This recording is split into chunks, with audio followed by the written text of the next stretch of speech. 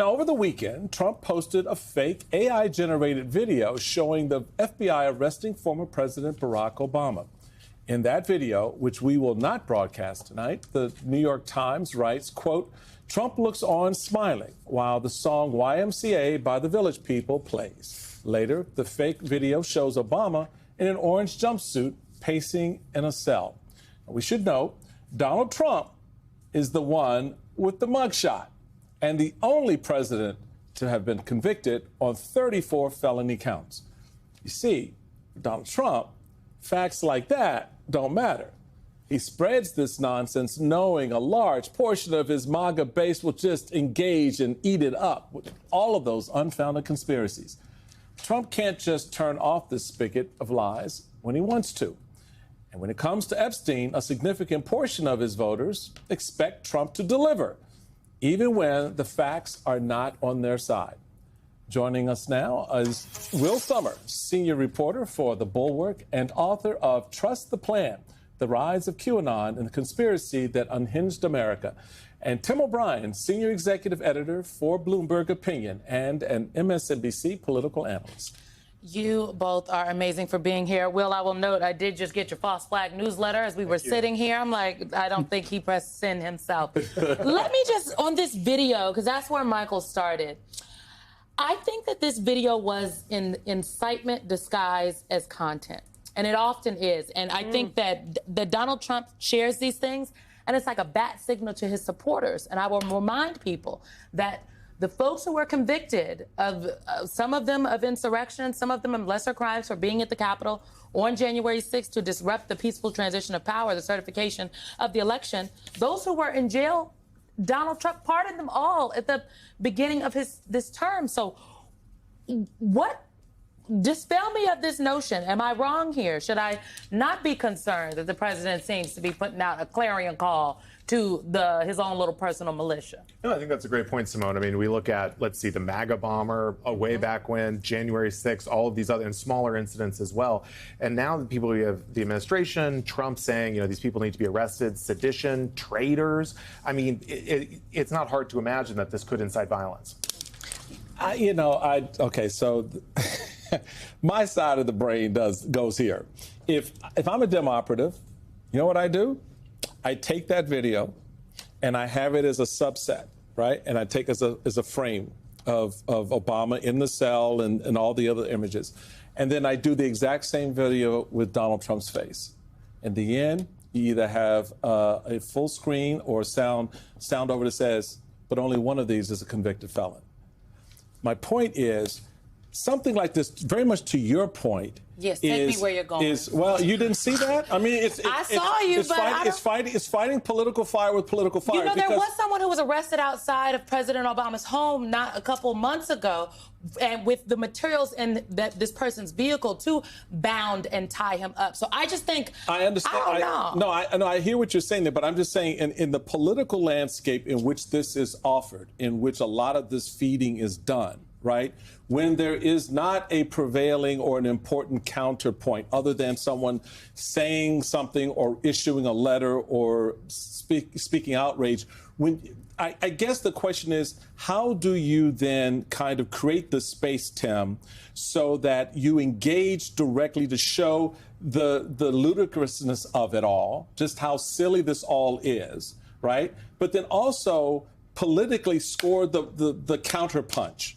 Because otherwise, something like that sits and lands and everyone starts clutching their pearls, which gives it a higher degree of seriousness than I think it otherwise deserves. But that's how I would look at it. I'm sure Simone's reaction would indicate others would see it slightly differently. But what would you think to that thought? Well, this is a fun exercise, Michael. Let's pretend we're workshopping this together for a campaign. There we go. I would go with what you just put out there, but I'd set the commercial up differently. I would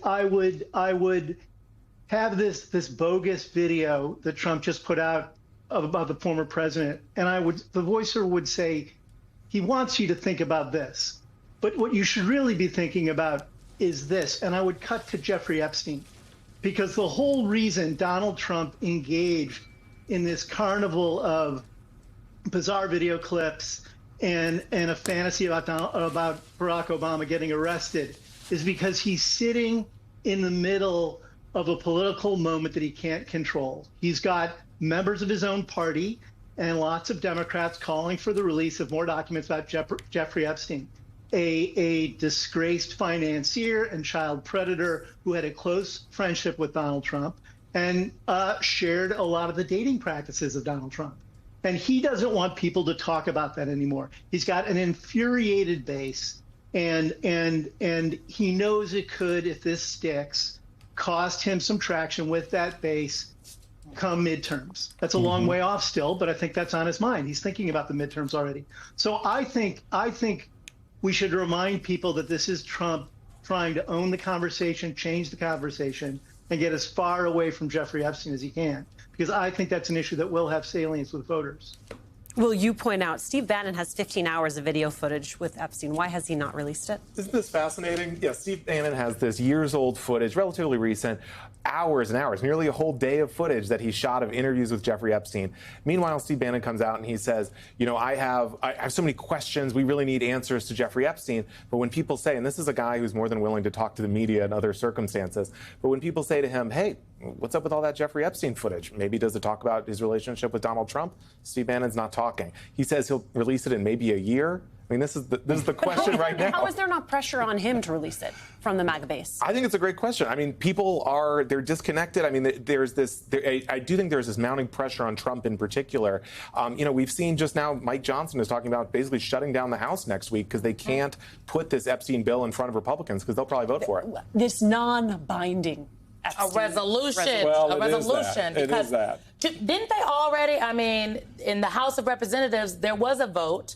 Ro Khanna and Thomas Massie had come together with legislation that would force the release of the files, and every Republican except Tom Massie voted to no on that. So they already voted, did they not, Tim?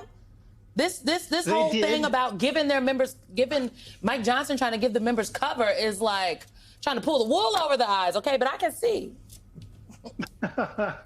Well, and it's also, as Mike Johnson said he wants to give Donald Trump space. I think Michael Johnson is stuck in a tough place as well, because he's so beholden to Trump for his existence as Speaker and any power he wields as Speaker, that once he starts inching away from anything, he's got to claw that back just as quickly as he can.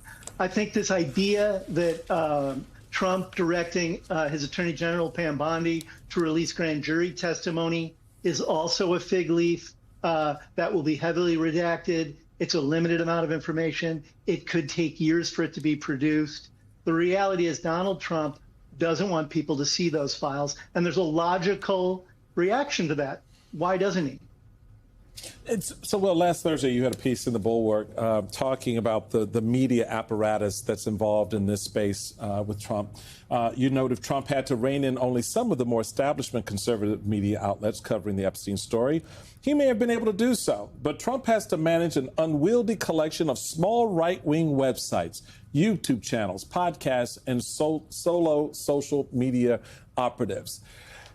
Therein lies the rub for him, because that last part, all of those little pieces make up the core of his strength to this point.